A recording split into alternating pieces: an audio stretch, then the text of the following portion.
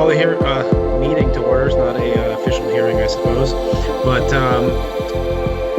I'll call this the Hadley Zoning Board of Appeals, and we have a public meeting tonight and a discussion. This is about 401 Russell Street.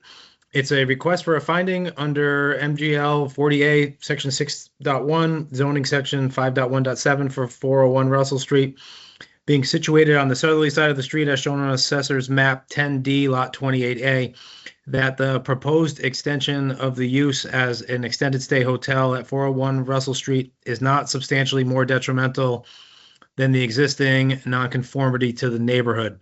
This is it's the Howard Johnson, and I'll give like my perspective on a little bit of the background to get the hearing started. We have Steve Chaplin here, is town council. I think it would be helpful to have him speak to a few things. But basically, what we have going on here is the Howard Johnson is Barry Roberts has purchased the Howard Johnson, and he there's a restrictive covenant. The Howard Johnson can't be used as a traditional hotel anymore. He is proposing that to I guess change it to all extended stay use. It's previously been, the reason we're considering it a finding is it's already been used as extended stay for a portion of it, and this is going to convert, I guess, all of it to extended stay. It also involves upgrading some of the rooms to put, I guess, kitchenettes into them. Some of them I maybe already had them, but they're going to be putting kitchenettes into them. And then there will be stays for I guess any number of terms, but longer than a traditional hotel stay. Again, town council maybe could speak to this a little bit more. One of the issues that we're dealing with is that we don't have a definition of what a hotel use is in town, other than, I guess, basically it doesn't have a full kitchen in it, but we don't have like a timing definition of what a hotel timing of stay for hotel uses in town in our bylaw, which is maybe a gap in the bylaw, but it's not there at any rate. We do have other extended stay uses in town. That's not, again, really a defined term. It's like sort of a hotel like industry term of how these hotels are rented out, but some of them are done like obviously through like a hotel website and booking, and what we would most like lay people would consider a hotel use. But again, it's not defined under the bylaw in any specific way as extended stay versus hotel. The bylaw, apartments are not allowed. And again, I think the question here is just like that. What does it mean to be an apartment? But I don't think we have the ability to say that this is not being used in a. We're not like being asked to like give permission to have an apartment here. I'm going to stop there and see if Steve has anything to add to this. Andrew, thank you. Good to be with the board. Nice to meet everybody virtually. Someday, hopefully, we'll all get to meet in person. Andrew, I think that's a really good introduction. Yeah, we're looking at this use here, and as I understand the history, and I'm going off of the owner and council, and I haven't seen anything that contradicts anything they've said, so it all seems to be exactly correct. We have a hotel here that's had an extended stay component, and the proposal is to expand that extended stay component to have it basically dominate the use. So the bylaw, legally, the bylaw doesn't have to define every single use in every single category. It's actually impossible to do that. But as you were summarizing, in my mind, it's ultimately up to the board, but in my mind, there's sort of a continuum, a spectrum of uses, hotel with extended stay component, hotel, predominantly extended stay, and then maybe on the other end of that spectrum is apartment. And it's my opinion that, this is not a request to authorize apartments. This is something kind of, in the middle of that spectrum. So as I looked at it from a legal standpoint, it's a use that extended stay predominant would technically, be a non-conforming use under the current iteration of the bylaw, and we deal with that a lot. Not a surprise. because we've had buildings and we've had uses of buildings around for much longer than we've had zoning around. So in the Zoning Act, Chapter 48, Section 6, right in the first paragraph, it talks about how to deal with non-conforming uses. And like you summarized in the bylaw in Hadley, Section 5.1 and all its subsections, here most relevantly Section 5.1.7, and it tells us how we deal with non-conforming uses. And so the proposal here is to take this non-conforming use and expand it. And if the question is posed to me, is that something that's allowed? It is, as long as the zoning board finds that the expansion or the extension of the pre-existing non-conforming use is not substantially more detrimental to the neighborhood. So just something that's interesting in that language is the board could find that what's proposed is more detrimental than what's there now, but as long as it's not substantially more detrimental, it's allowed. So that's the finding that the board's being asked to consider. As to what you would consider when you're looking into that, I actually pulled a couple cases on this area of law, and one of them that seemed to at least shed some light was the case of Cape Resort Hotels versus Alcoholic Licensing Board of Falmouth. It's a 1982 case. And there you had kind of a crazy fact pattern where they were basically taking a hotel and turning it into a nightclub. As I read the cases, this is there's even cases on the books that say when you multiply the use many times over, that's still something that's allowable. That doesn't change the use. So when I'm looking at Cape Hotels and saying, okay, what kind of things is the board going to look at? The board's going to look at traffic. Board's going to look at noise, change in effect on the surrounding neighborhood. And then, so the question is, when you look at those types of factors, is the proposed expansion of the extended stay component substantially more detrimental to the neighborhood? Again, you could find that it's more detrimental. Maybe you find it's less detrimental, in which case it's a really easy question. But you could find that it's the same amount of detriment, in which case you still give the finding. You could find that it is more detrimental, but as long as it's not substantially more detrimental, you can still give the finding. It's a kind of complex body of case law. I'm happy to field any questions any members of the board may have, but I think that's a good stopping point for me. Thanks, Steve. We did receive an email from Tony Fiden, who I see is on the call. Tony, do you want me to read that email that you submitted, or do you have any questions? Would you like to say anything? Oh, you're on mute, Tony.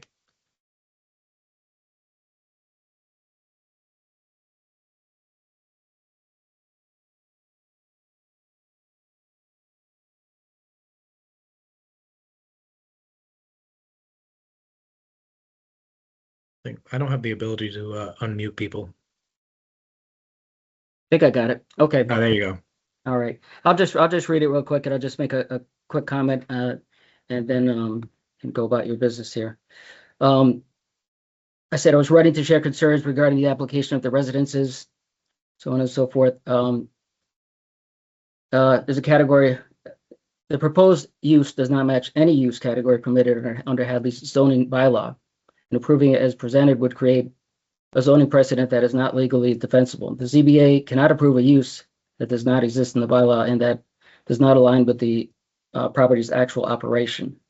Although the property is being presented as a hotel use, its operation reflects long-term residential occupancy. Specifically, the operator requires rental applications and leases requiring credit checks, references, pay stubs, cosigners, not hotel registrations. I looked. It's an apartment application. I just did one for my daughter at State College. It's just pretty much the same thing. It's an apartment application. I've stayed at extended hotels, and you can book it in 2 minutes on your phone. This you can't do. It's an apartment application. I'd also add that the application that you get when you click on this, it's the same application for all of the Roberts properties that have these applications. In other words, if you want to rent an apartment in Amherst and you click, you're going to get the same application. So it's not being run any differently, other than the lease terms, which are either month to month or I've seen someone going to say 3-month extendable lease. Let's see.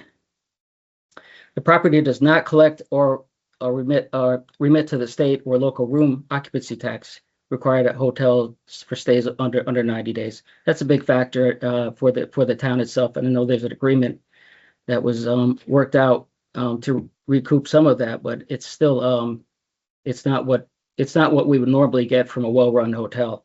And I understand it hasn't been that for a long time.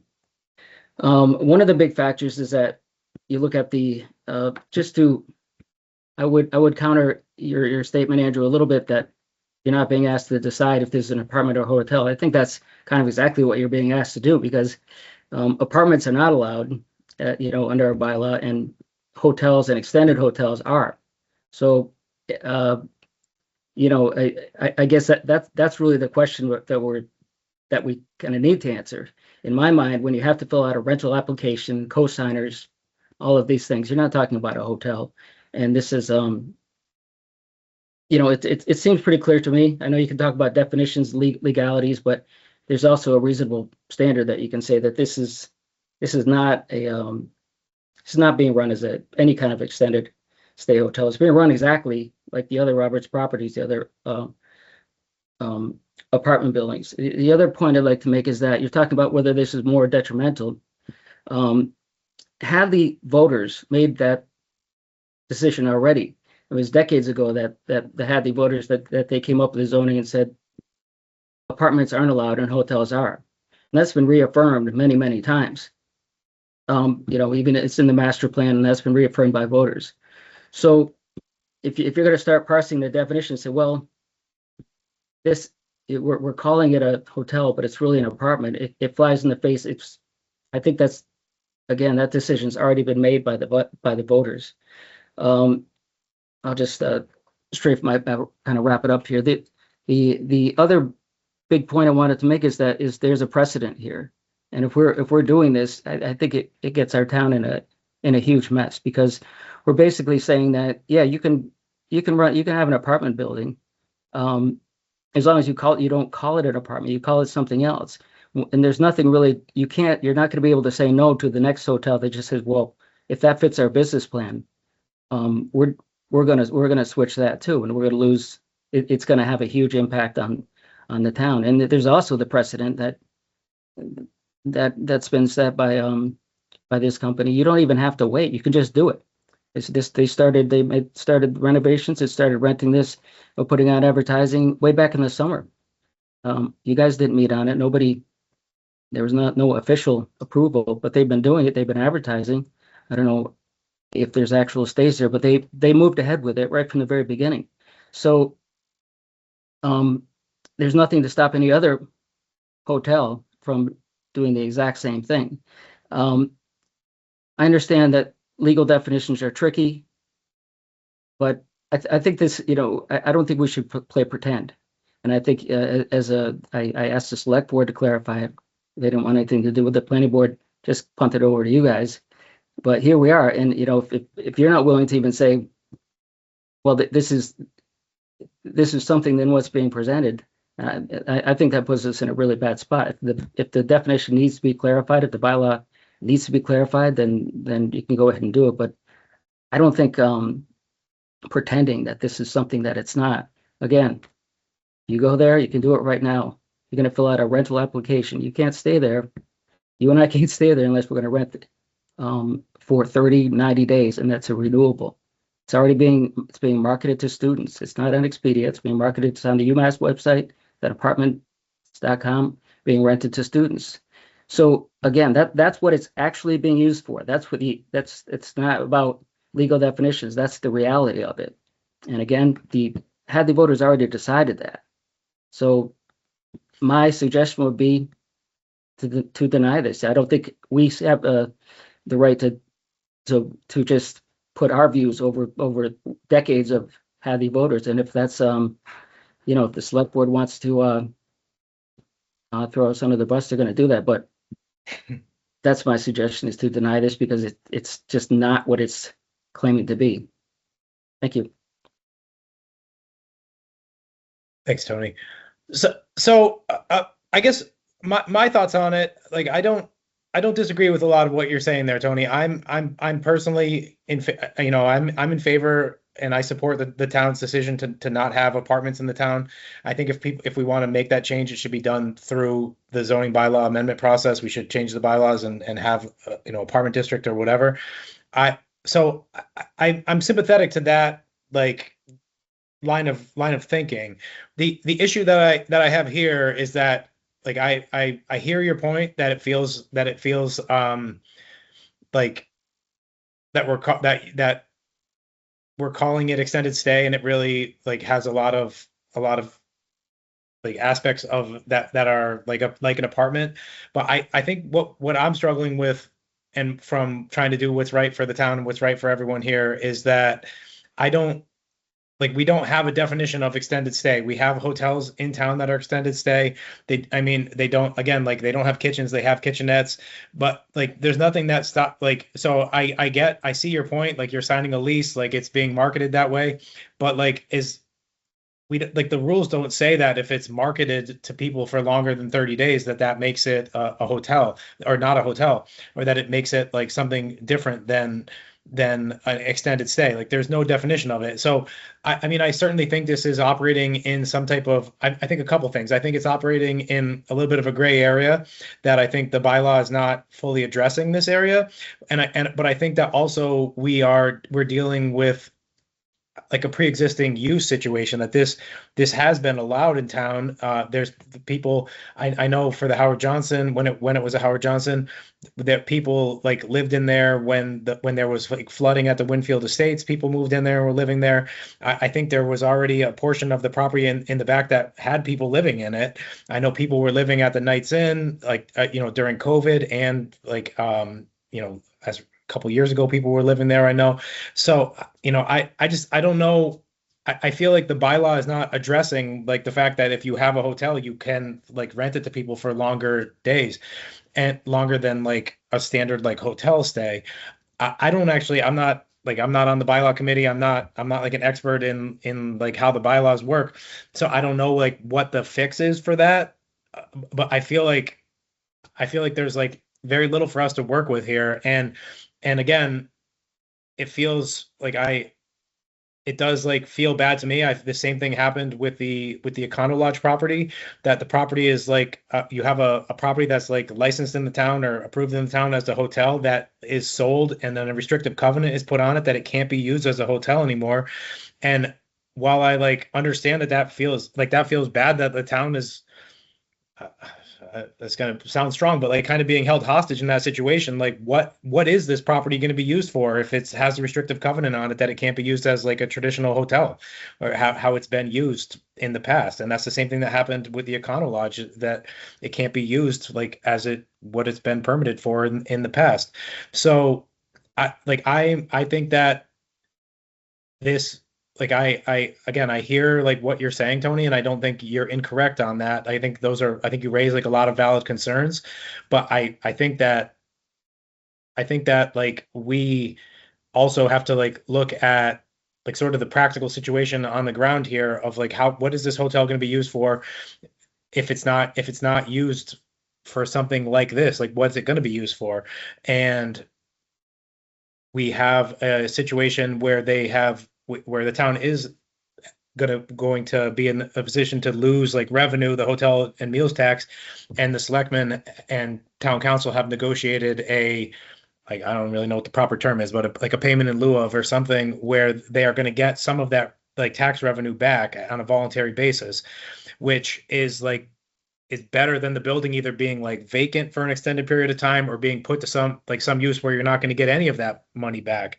So I mean, I think there's some like practical aspects of this that, again, I don't think it fits like cleanly into our like bylaws. And there's certainly parts of it that feel like it is like operating in a little bit of like a gray area. But my opinion, I mean, I feel like this is probably like the best use you're going to get out of the building,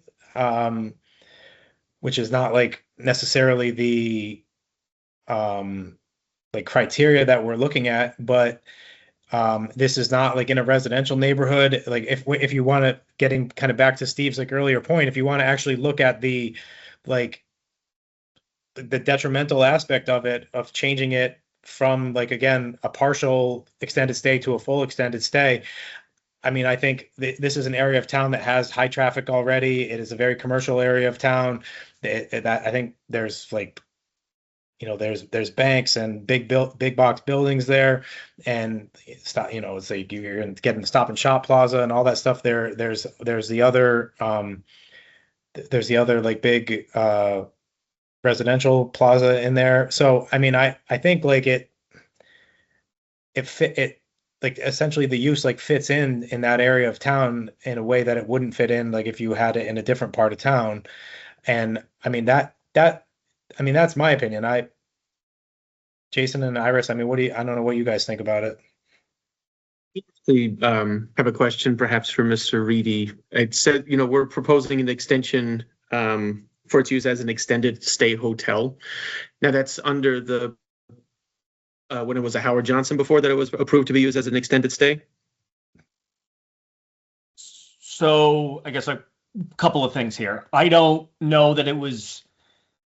I don't know that there was an approval to use it as an extended stay because it predates any approval, right? Okay. So the extended stay use, and I want to back up and not to talk directly to Tony, but when I hear him say precedent, in fact, I think what we're doing is the opposite of setting a precedent, or if we're setting a precedent, it's a good precedent, because if you didn't go through this process, somebody else could come into town and say, I want to do an extended stay that has no minimum stay under 30 days, right? And they could just come in and do it because it would appear that it's allowed under the bylaw. What we're doing by this process right here, and Andrew, when you're talking about this gray area, that's the board saying, well, we don't really buy that, right? We don't buy that you can just come into town and do an extended stay that has a minimum stay of no less than 30 days in town. And so what we're saying at this hearing is, because that extended stay in that fashion already existed here, we, the zoning board, can allow that extended stay to be expanded, provided it's not substantially more detrimental to the neighborhood. And so, Jason, to your point, if it was allowed, then we wouldn't really need this. It was because it predates the zoning and how it was used that we're through this process. And then through this process, you're really insulating yourself as a town to say, this is a very rare occurrence to have this use, and only because it existed before can it look to expand. And Steve, jump in if I'm mischaracterizing this, but I've always looked at this as a way to help the town, right? And I can talk about, they're not dwelling units, right? There's no kitchen, they're not dwelling units. There's occupancy agreements, not leases. I can appreciate, Tony, and what it may look like, that there is a background check, certainly. But I would suggest that makes things safer than the transient hotel use. And then, Andrew, you had mentioned, so in Massachusetts, there's local occupancy tax, which if a stay is less than 90 days, that local occupancy tax is paid to the state. And then, so there's an occupancy tax to the state and a portion of that local to the town, if it's less than 90 days. We looked back historically at what was paid from this property over the last, I think it was like 7 years, and it was like $56,000. We negotiated $60,000 on an annual basis. That will either be paid through folks who stay between 30 and 90, because we have that 30-day minimum. So between 30 and 90, the town still gets it, and that'll go towards that $60,000. But if there's not enough of those, then Barry has said, I'll make up the difference so that the town can predictably count on at least that $60,000 a year from this property, which is what it was historically. And so, when you take all of those factors, including, you give it, I'll take a step aside. When you give an attorney an opportunity to talk, Jason, I know it wasn't your question, but I'm taking the opportunity. Right. When you look at the neighborhood, you think of how it was operated, you think of kind of Andrew's practical points of how it could be operated, and you look at all that in totality, And then you look at how this is insulating so that if somebody were to come into town and say to the building commissioner or the planning board, hey, we want to do just an extended stay, different from the Parmars, just an extended stay that has a minimum stay of 30 days, 60 days. The planning board, the building commissioner, the town administrator can say, actually, no, we don't allow those. And they'll say, well, your bylaw just doesn't define hotel. Why can't we have these? And they can point to this and say, well, look, only because that use existed previously, and now it's going through this finding, only in that certain really specific context can we allow it. And so, and now Steve, I'll look to you, but because of that, it's actually like prophylactic to the town. Hey, Mr. Chairman, if I may, I do agree with counsel on that point. When Attorney Reedy and I first spoke on this, he was hoping I was going to say that the extended stay was an allowed use under the bylaw. He represents his client, and he's doing his job, and I certainly understand that.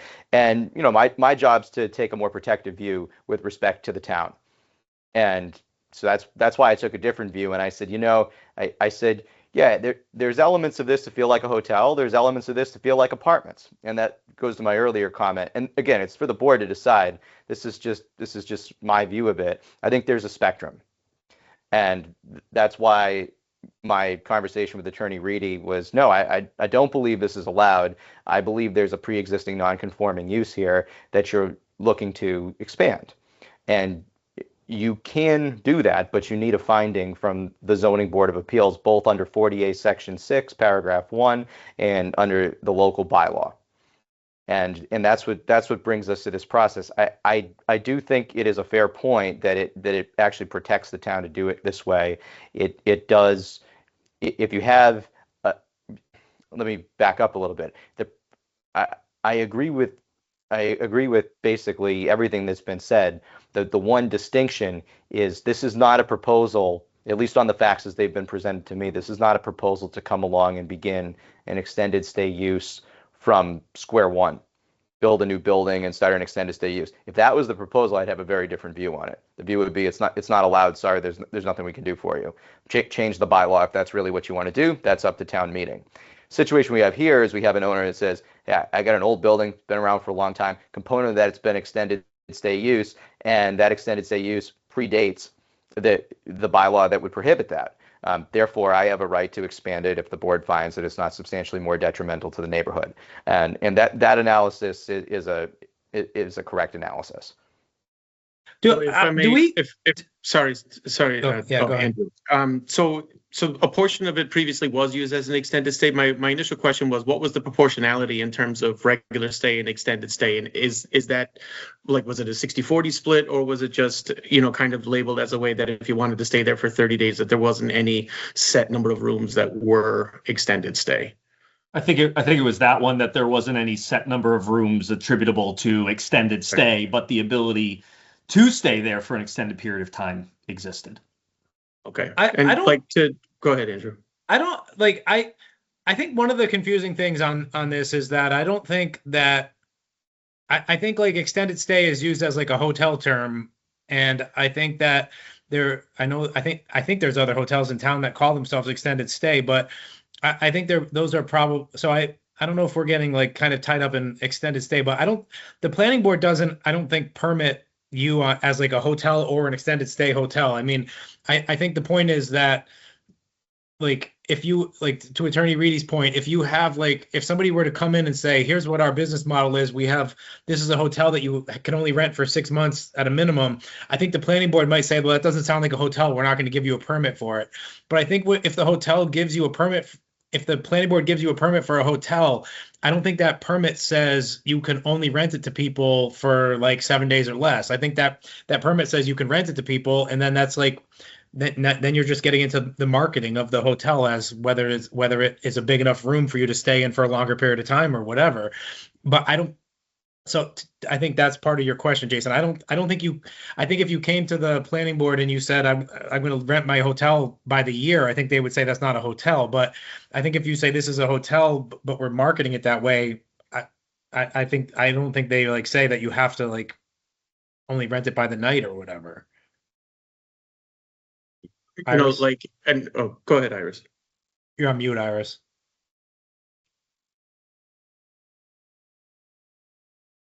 sorry. When there was Howard Johnson, so how many rooms, the percentage of rooms that has a kitchen, and how many are just a normal hotel room? I mean, when they Yeah. take the extended stay approach, do they have to Did they have, do did they have, a lot of were there, remodeling? yeah, were there kitchenettes in some of the rooms, Tom? Yes, there were, and we're expanding those. And I think, again, to step back a little bit, when you look at the other two so-called extended stay hotels in town, which were approved as hotels, the Parmars on Route 9 and then in the Home Depot Plaza, those, when the discussion was with the planning board, it was told, Homewood Inn and Suites, right? And so all you need to do is look to see what that model is. And there was no condition within the approval limiting any duration of stay. And so, the Howard Johnson had some kitchenettes. If you look at one of those extended stay, one of the Parmars, I think they all have kitchenettes. And so, I want to be careful of like, where are we getting to here? And I think we're saying, okay, because there's a minimum of 30 days and the extended stay that had existed makes you this, it's a non-conforming use because you don't allow the short-term stay. And so what we as a board are doing are looking at the neighborhood, looking at the impact to the neighborhood and figuring out if it's detrimental, substantially more detrimental, or less detrimental. And so, Iris, there were rooms with kitchenettes. There are rooms with kitchenettes, and we are expanding the number of rooms with kitchenettes. Like there are 100 units all together at the hotel, and we're looking to get all 100 to have kitchenettes. So most of the rooms, it's almost a grandfathered in. Then it wasn't like you go out and make it totally turn the hotel into okay. Tony, did you have your hand up?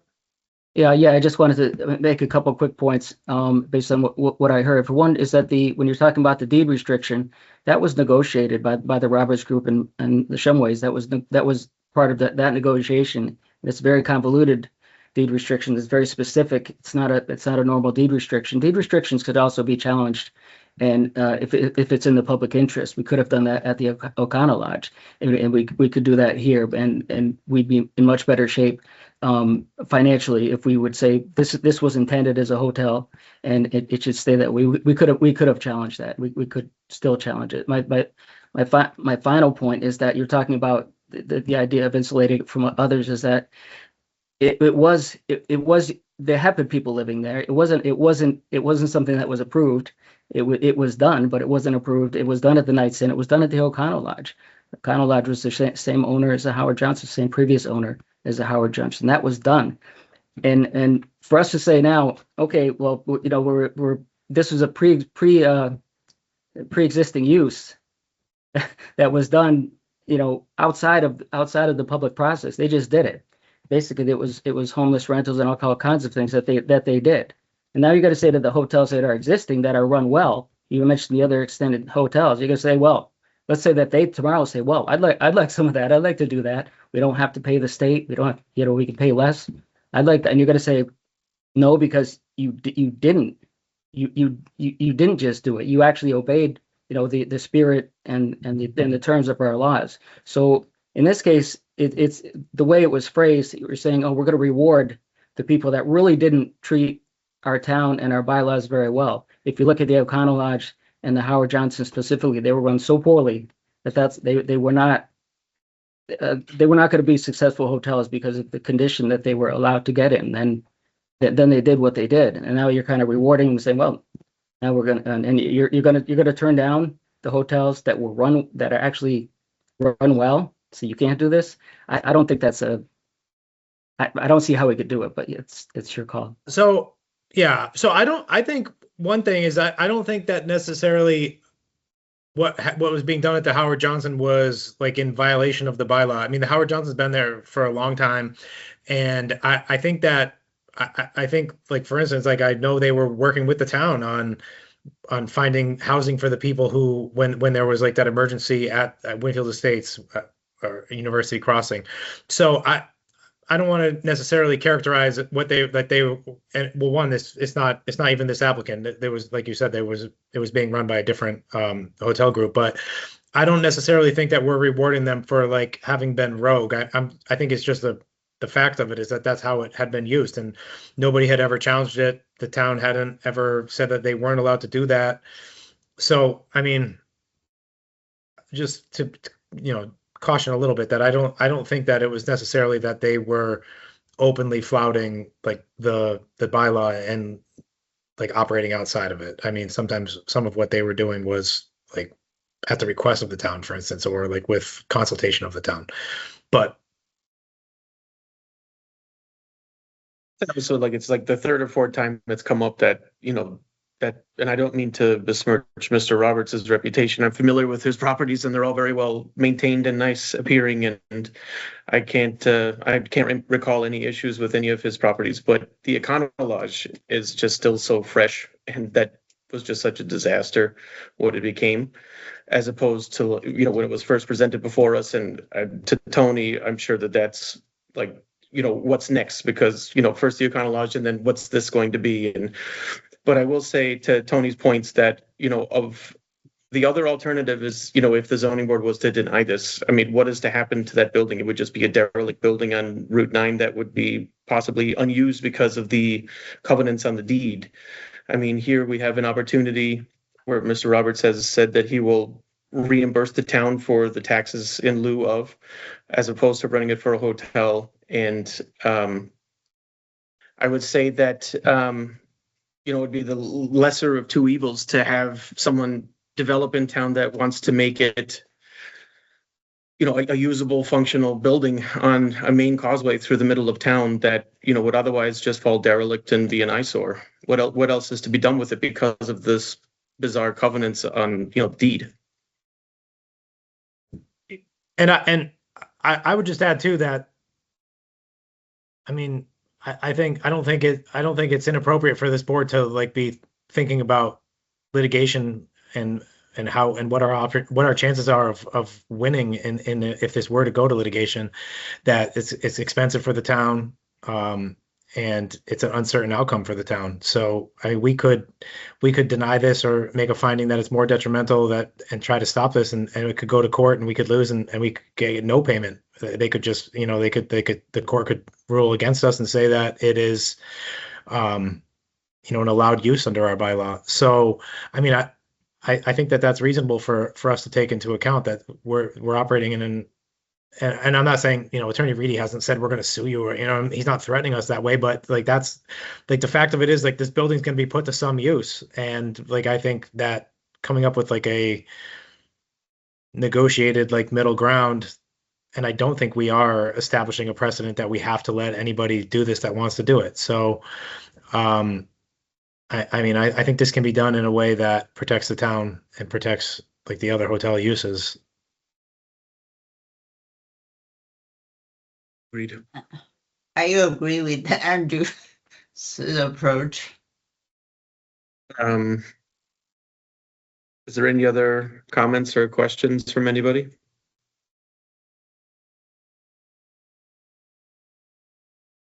Mr. Chair, if I may. Sure. If the board in its deliberations could, discuss impacts, traffic, noise. Sure. I know there's external factors here, and nothing exists in a vacuum, so I think that's all well and good.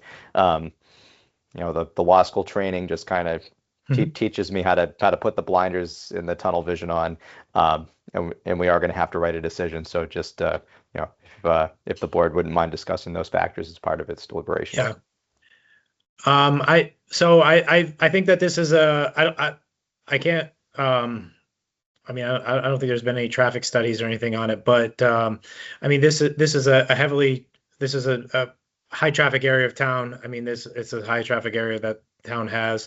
I don't think this change to more extended stay is going to be a detriment traffic wise.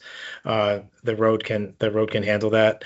Again, I mentioned it's a very commercial, like industrial part of town. It's not in any, there's no other residences in that area, like single family residences, I should say. There is a like that large University Crossing is in the vicinity there, but there's other commercial properties that are driving a lot of traffic there. There's banks, Staples, Applebee's. So I don't see that this is going to impact like the traffic in any negative way. That's right next to the mall. There's plenty of parking. The fire department, Chief Spanknable, have they offered or given their 2 cents on the imposition of an already strung, thin fire department? If you don't mind, Barry's installing sprinklers where there weren't sprinklers before. So the building will be sprinkled. I mean, he's making a significant investment in this from what it was. And the chief has been through meeting with the sprinkler company. So I think this is a benefit. I also think Attorney Reedy touched on this, that I think in terms of, again, the detriment analysis, I think doing background checks, having written leases that could I think that is going to make a more stable property in terms of the tenants that are going to be in there, the occupants that are going to be in there, as opposed to just like letting people come in and like rent a place and stay there indefinitely without any type of background check or any type of like contractual arrangements with them. So I think that you're going to have a more like stable client base that's in there that is more answerable to the ownership of the hotel. So I think like long term that is a benefit for the town to have and again, like Jason mentioned, like the track record of Mr. Roberts and other properties that he has, I think that you're looking at like a better like client base and like a more controllable situation there for the people that are there. I think there was going to be, or they're going to be cosmetic upgrades like landscaping and like the hotel. Yeah. So it's going to like beautify the building, as it will look better when it's done. It will be a more like visually appealing, and it's will fit better in with the character of the town. So I think that I think is less detrimental. I think the ultimate like analysis here for me is that all those things, those are all saying I think it's less detrimental to use it that way. I don't really see anything with the changeover from like part of the building being extended stay to all the building being extended stay. I don't really see how that's going to be more detrimental. You're not adding any bigger units, so there's not going to be like, this isn't a place where people with children are going to move in and be using the school districts and anything that's going to put like that type of imposition on the town. So I see it all as less detrimental or like even. I don't see anything where it's going to be like more detrimental for that type of use. If I may, Mr. Reedy, is there a limitation on how many people can live in each unit? Is it just single person occupant units only? I think it's up to 2, I think is the maximum that can live there. Okay. Which makes sense, couples, but like to Andrew's point, like, families Precisely. moving in or something like that. Okay.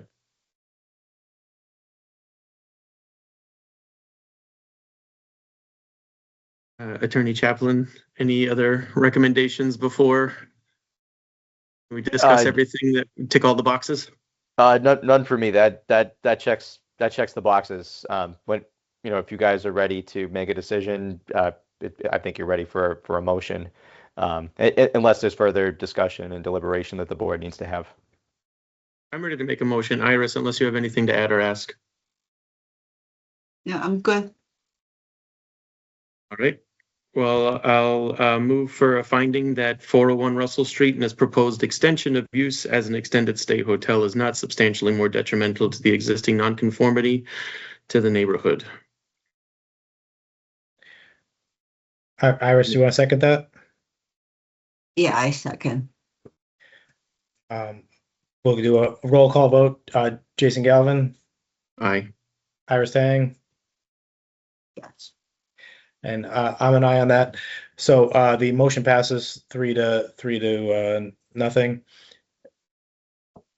I don't. Thank we you. have. Sure. no other issues at this point, so we'll go ahead and close the hearing. Thank you.